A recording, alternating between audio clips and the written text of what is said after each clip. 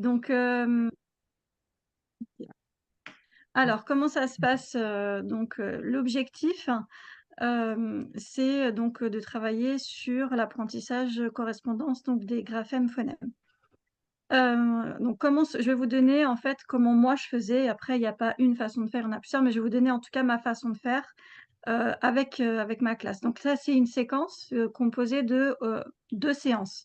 Parce qu'en général, dans une semaine, on fait 2 sons. C'est-à-dire lundi, mardi, on va travailler sur un son et jeudi, vendredi, on va travailler sur un autre son. Voilà. Donc là, ça va être une séquence de 2 séances, c'est-à-dire du lundi et du mardi.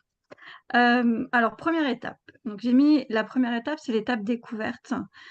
Alors c'est vrai que, dans ce qu'on peut dans le manuel qu'a Lulu, on nous demandait de présenter le son.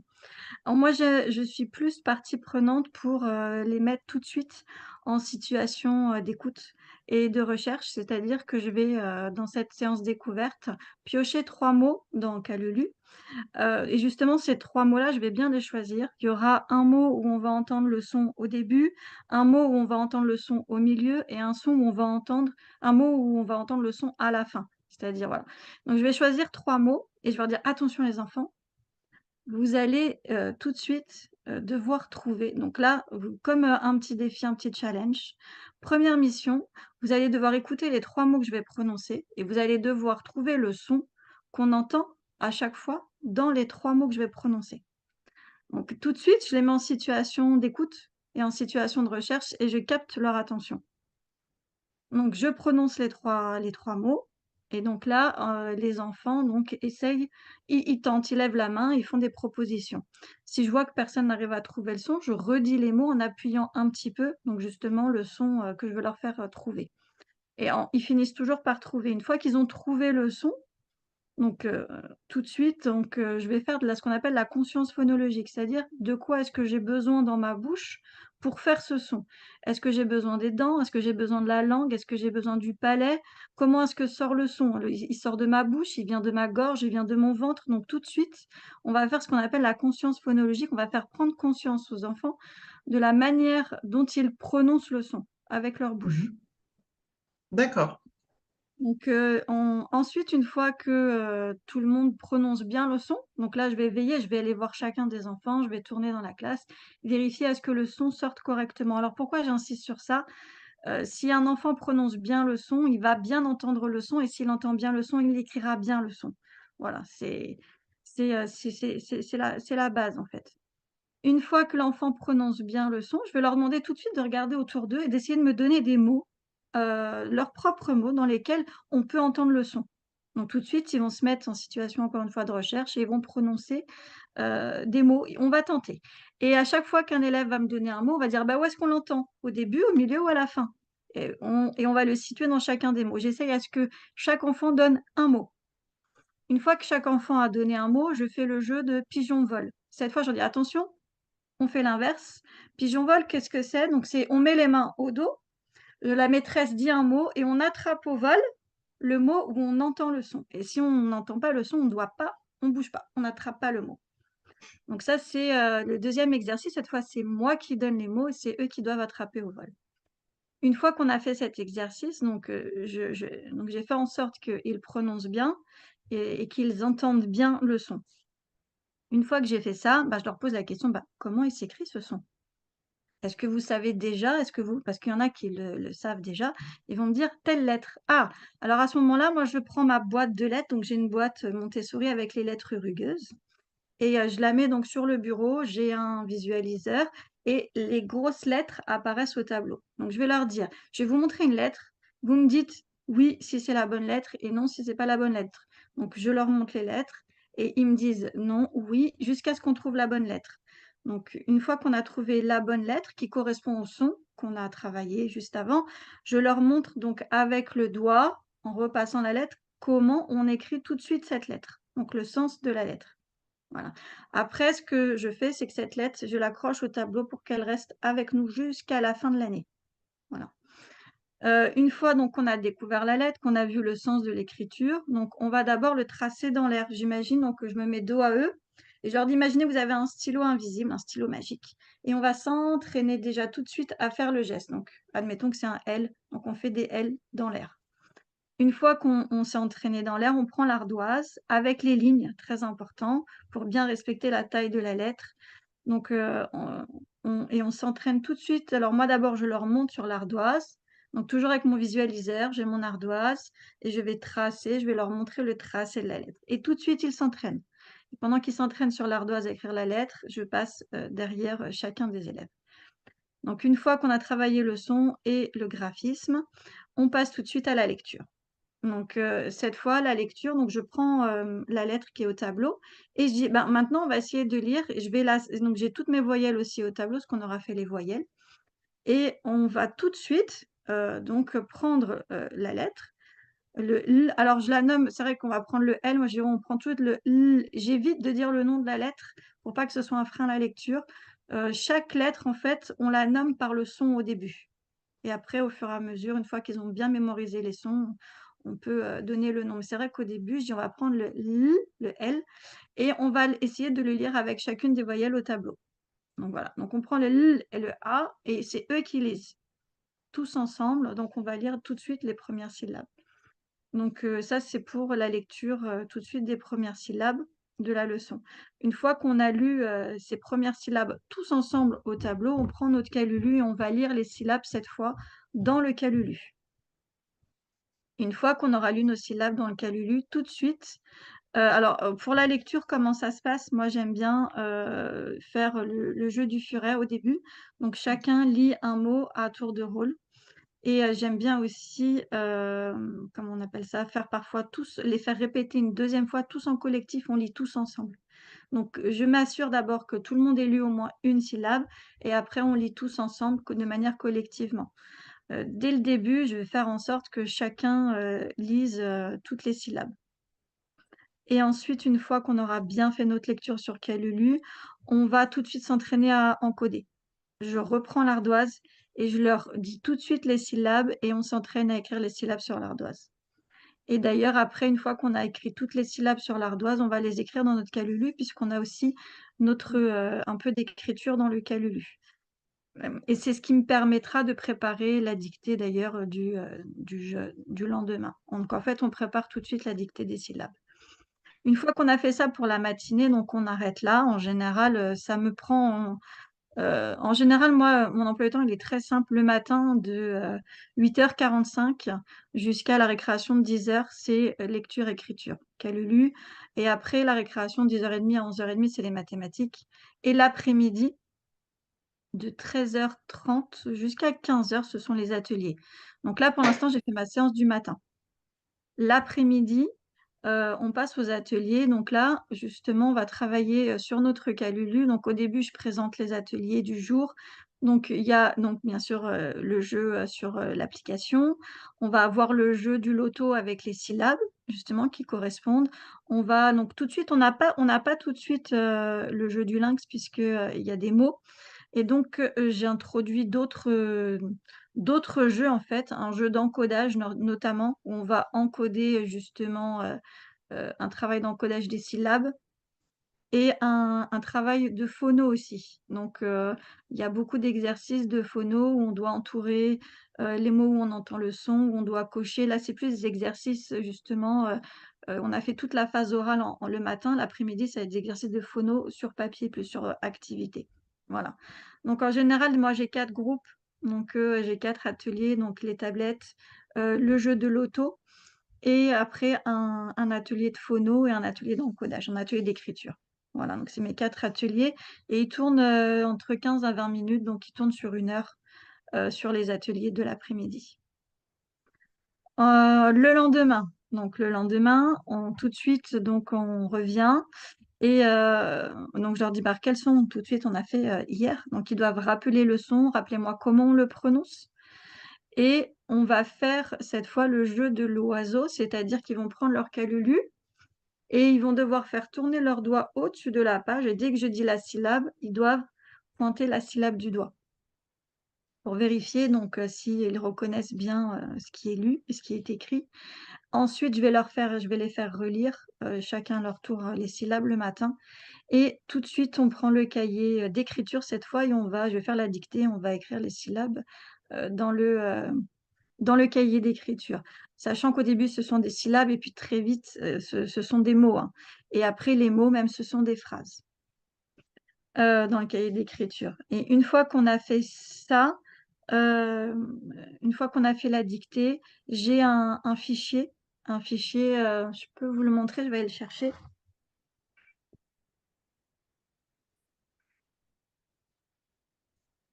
Alors j'ai pris un fichier d'exercice supplémentaire donc j'avais Timini et il y en a un que j'ai trouvé super, c'est celui-là, c'est Codéo en fait de CP, des éditions, Midi et il est vraiment très, très bien. Ça correspond à tout ce qu'on fait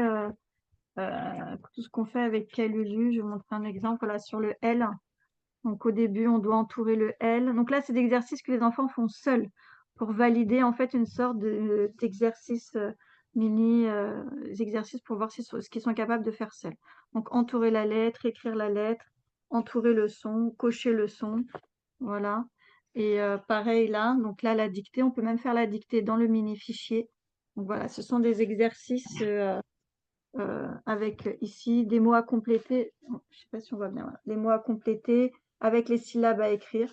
Donc voilà. Une fois qu'on a fait la dictée, on fait des exercices seuls dans le mini fichier. Et donc ça me permet de voir ce que les enfants sont capables de faire seuls à ce stade-là au niveau de la lettre. Voilà. Donc ça, c'est à peu près. Et donc si ces exercices se passent bien, l'après-midi, on a encore nos ateliers. Donc ils continuent sur l'application Calulu et sur les jeux. Donc sur les jeux de lecture. Ça me permet tous les enfants qui ont pas réussi les exercices du matin, de revenir dessus et pour ceux qui ont des facilités, de proposer, justement, des activités un peu plus à leur niveau, un peu plus, complexes sur le son. Voilà. Donc ça, c'est pour, sur les 2 jours. Est-ce que vous avez des questions? Alors, oui. Du coup, d'après ce que j'entends, vous avez plutôt préféré une entrée un peu plus phonologique que graphémique au début des séances, finalement? Tout à fait, tout à Oui. fait, parce que tout en fait, on le prononce. La prononciation en fait, c'est le langage parlé, c'est ce qu'on construit en premier d'ailleurs, hein, dès la maternelle, dès la petite section. Ce qui est très important, c'est de s'appuyer en fait sur les prérequis des enfants, sur leur langage et sur justement, cette entrée naturelle qui est celle de la langue et on va s'appuyer sur justement, ce qu'ils connaissent déjà, sur ce qu'ils savent déjà, puisque, il y a plein de mots qu'ils connaissent déjà et pour leur faire prendre conscience, en fait, que les mots qu'ils prononcent au quotidien sont constitués de sons et que ces sons, justement, eh bien, on a un code qui nous permet de les écrire, qui est tout simplement l'alphabet, en fait. Oui, oui, d'accord. Donc, parce que en fait, dans l'école dans laquelle je travaille, les collègues des années précédentes s'étaient plutôt appuyés sur la méthode explicite. Je ne sais pas si vous connaissez. La méthode explicite, c'est celle-ci, hein, c'est justement Ça ressemble partir beaucoup. de Ouais. c'est de partir, en fait, des sons que nous produisons et de présenter tout de suite le graphème, en fait. Et du coup, alors, je travaille dans une ville où on n'a pas un très gros budget commande, donc on ne peut pas commander des fichiers, des manuels. Là, enfin, c'est très compliqué, ça devient de plus en plus malheureusement. Donc, bah, du coup, on se débrouille un petit peu avec ce qu'on a. On va être limité aussi en photocopie. Donc, avec les CP, ça devient un vrai défi. Donc, du coup, Calulu tombe à pic. À ce niveau-là, vraiment, c'est super.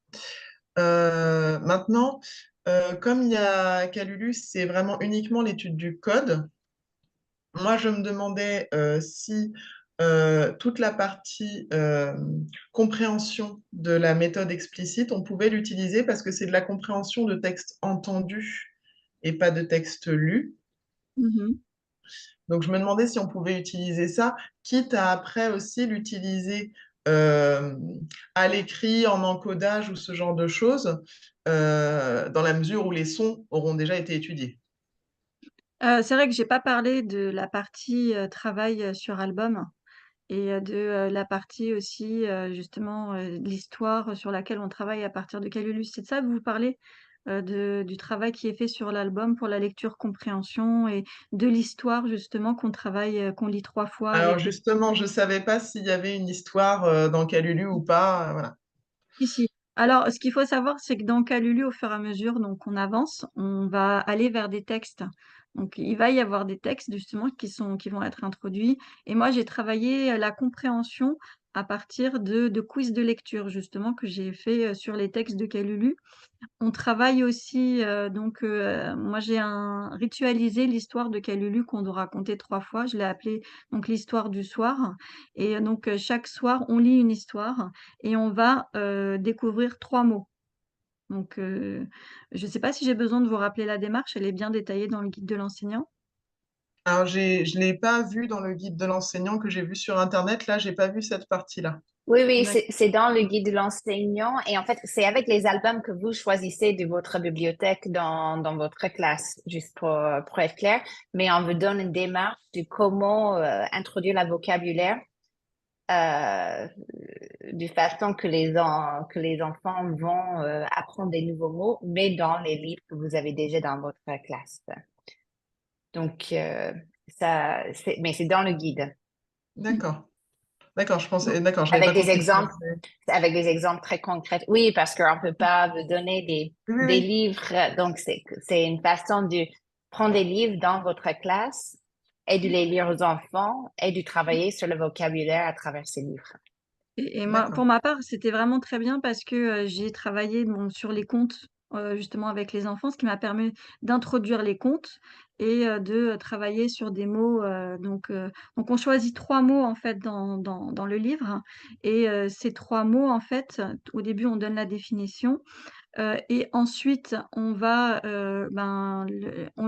lire cette histoire 3 fois. La première fois, on donne la définition des 3 mots, pour bien qu'ils comprennent. Souvent, moi, je mettais des images pour que ce soit vraiment explicite, pour expliciter les 3 mots et après le lendemain, on relit une deuxième fois l'histoire. On leur redemande c'était quoi les 3 mots.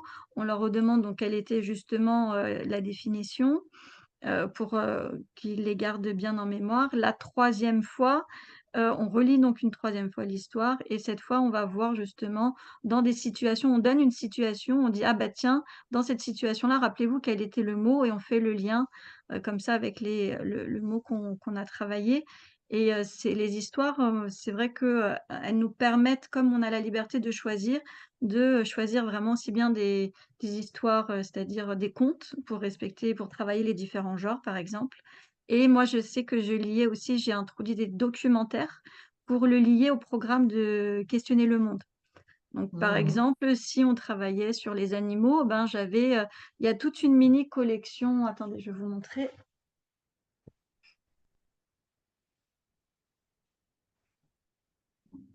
Oui, le but ici, c'est que vous choisissez les histoires qui vous intéressent, comme si vous aviez une thématique dans la classe, mais après, la façon dont vous allez introduire la compréhension des vocabulaires, ça, c'est Oui. plus rigoureuse par le programme Calino.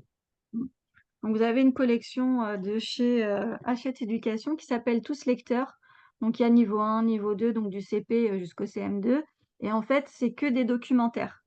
Que des documentaires et donc vous pouvez travailler sur, tout ce que vous voulez du programme, en lien avec ces petits livres documentaires adaptés en plus, au niveau de compréhension et à la fin pour vous aider, il y a le lexique. Donc eux, ils ont déjà en plus, à la fin de ces petits documentaires, le lexique, comme ça.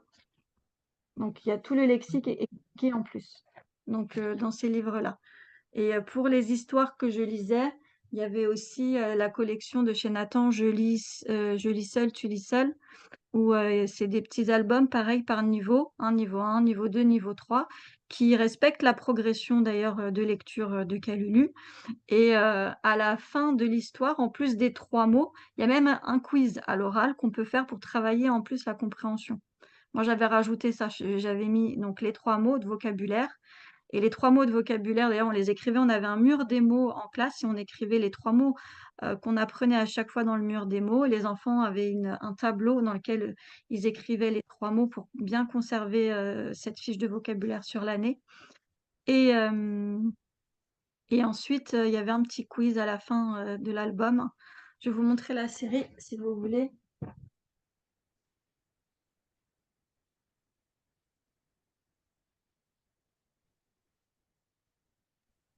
Vous avez une petite bibliothèque dans votre école. Vous Oui, oui, oui. avez des ressources pour. OK. Oui, oui, on a de quoi faire. On a des albums qu'on peut utiliser Ouais. facilement. Voilà, Ouais. donc c'est des petits livres comme ça qui sont très très simples. Ça, c'est un niveau 1. C'est Mila et Noé. Regardez le texte au début, il est vraiment très très très simple. Tant et si bien que moi, je sais que la dernière lecture, les enfants, quand ils sont bien rentrés dans la lecture, c'est eux qui lisaient en fait l'album. C'est-à-dire que je lisais une fois, je lisais 2 fois, et la 3e lecture, c'est les enfants qui lisaient à ma place. Ils venaient au bureau et ils lisaient le livre et ils ont tous, à la fin de l'année, lu un album devant toute la classe. Donc ça, c'est aussi très bien. Et en plus de ça, j'ai la collection Ribambelle. Donc on a travaillé aussi en lecture compréhension les albums Ribambelle de la série Violette. D'accord, Voilà. d'accord, d'accord. Bon, bah, vous avez eu le temps de faire beaucoup de choses. Oui, oui, oui, et c'est vrai que, ben, en fait, au début, moi, j'ai fait que Calulu, en fait, pour vraiment qu'ils entrent très vite dans la lecture au 1er trimestre. C'est-à-dire non, pas au 1er trimestre, la première période, une fois qu'on avait, fini, le 1er livre Calulu et que beaucoup d'enfants étaient déjà bien rentrés dans la lecture, j'ai introduit les albums et en fait, après, on a fait 6 albums. Pour tout D'accord. de suite, en fait, qu'ils aient, mais c'est voilà, c'est vraiment, c'est très important dès le début, de bien rentrer dans la lecture avec Calulu et et même si je fais une situation découverte, c'est pas, voilà, tout de suite, «Tenez, voici la lettre, voici le son». Pourquoi est-ce que moi j'ai choisi la découverte? C'est vraiment pour travailler sur l'attention, en fait, des enfants.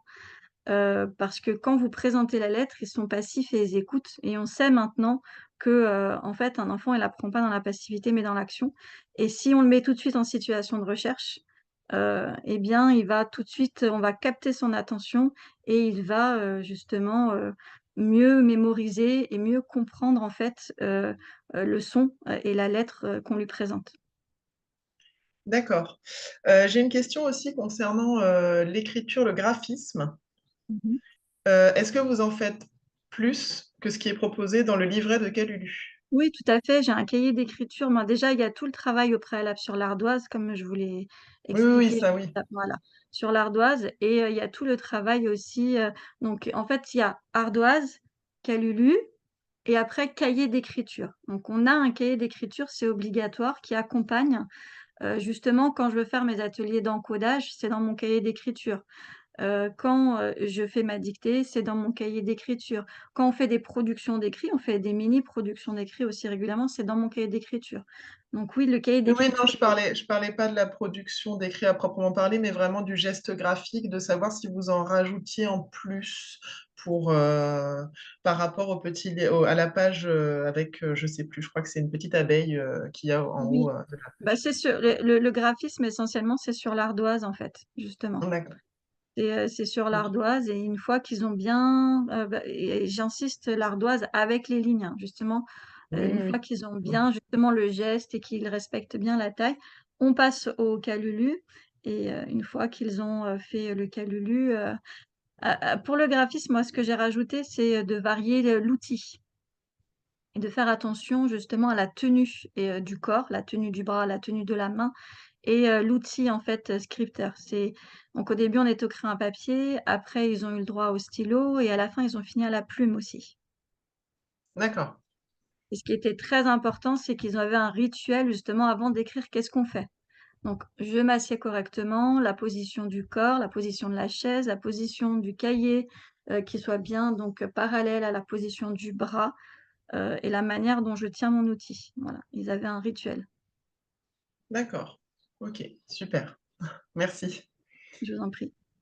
Je crois pas avoir d'autres questions parce que vous m'avez bien détaillé les choses. Donc, voilà, moi, D'accord.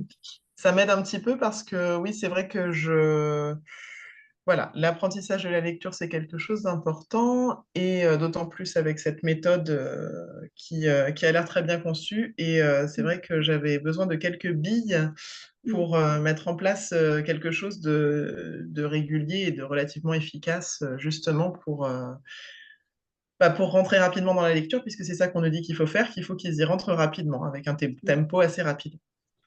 Oui, c'est vraiment ce que nous permet la méthode et surtout, moi je vous encourage sur le travail en atelier, l'après-midi parce que ça nous permet de mettre en place une pédagogie différenciée et de vraiment, aider, les enfants pendant qu'il y en a qui sont sur, l'application, et d'autres sur le jeu de l'auto. Voilà, on peut travailler en phono avec ceux qui ont des difficultés, on peut travailler en graphisme avec ceux qui ont des difficultés donc vers ce temps de travail en atelier l'après-midi, il est, très, très précieux aussi. Alors là, j'ai une question, mais par contre, ce sera autant pour vous que pour Cassandra, parce que je me suis posé la question quand j'ai vu les différents codes pour l'application, avec les logos, l'étoile, le triangle, le rond, tout ça. Est-ce que on peut avoir plusieurs enfants qui travaillent sur une même tablette? Parce que quand j'ai téléchargé Oui. Calulu j'ai téléchargé sur mon téléphone, Mhm. j'ai rentré un code et en fait, après, je ne savais pas comment faire pour mettre un autre code que celui que j'avais déjà rentré. Et donc, pour moi, le code, c'est le code d'identification d'un enfant qui va suivre sa propre progression. Et donc, je savais pas si c'était faisable ou pas. Oui, oui, vous pouvez avoir 6 enfants sur une tablette, c'est parce que tout est stocké dans la tablette. Donc, au-delà Oui, du 6, on a peur qu'il n'y a pas assez de oui. stockage pour l'enfant. Et il y a la flèche qui est en haut à gauche. Donc, vous allez juste appuyer sur la flèche et ça va retourner sur l'écran de départ D'accord, ça marche. avec lui et puis notre enfant peut mettre son code. D'accord, super. Parce que, bon, du coup, j'ai essayé chez moi rapidement. Et bon, pour information, j'ai une fille qui rentre en CP en septembre et qui Ah, s'est d'accord. jetée sur l'application, hein. Donc, Très bien, elle très s'est bien. jetée dessus. Et bon, du coup, je voulais essayer un petit peu. Et c'est vrai que, bon, ça a l'air assez intuitif comme ça. Ouais. J'ai l'impression qu'ils vont pouvoir faire tout seul assez rapidement. Tout à En fait. général, les applications, les tablettes, c'est un truc où ils y arrivent assez bien tout seuls. Mmh mh. Bon, malgré tout, je pense que je vais quand même leur montrer un petit peu comment ça fonctionne d'abord, parce qu'il faut prendre le temps de laisser parler le lapin. Oui. Et ça, les enfants le font pas toujours. Voilà. Oui, non, c'est bien au début d'en parler tous ensemble, aussi pour qu'ils voient que c'est pas juste une application, on s'y perdre, comme ça peut être souvent le cas. Une application, on fait tout et n'importe quoi. C'est pas Oui. juste une application, c'est de l'apprentissage. Vous êtes en atelier, vous êtes là pour apprendre. C'est notre façon d'apprendre. Donc, leur parler de l'effet qu'ils vont jouer que 20 minutes ou 30 minutes, je ne sais pas combien de temps vous allez alloter, mais de leur expliquer que toutes ces choses qu'ils doivent prendre en compte, qu'ils doivent suivre une progression, que c'est assez linéaire, ils ne peuvent pas sauter partout. Toutes ces choses sont très importantes de faire tous ensemble, je pense. D'accord. Ben, pour moi, c'est bon voilà. Si pour vous, ça l'est aussi. Très bien. Bah, je veux remercier tous les deux d'avoir été là Je vous en prie, et avec plaisir. à Merci à Moi, vous. je vous transmettrai la trace écrite de la réunion d'aujourd'hui, aussi. Oui, parfait. bah, normalement, vous avez mon adresse email dans le dernier mail qu'on a reçu avec le lien pour la conférence. Donc, Tout à fait. Bien. Et tout sera partagé du coup après sur le site. Donc, merci beaucoup. Bon, merci bah, à bonne vous. soirée à vous deux. Bon Merci à vous repos. aussi. Au revoir. Merci. Merci. Vous Au aussi, revoir. au revoir.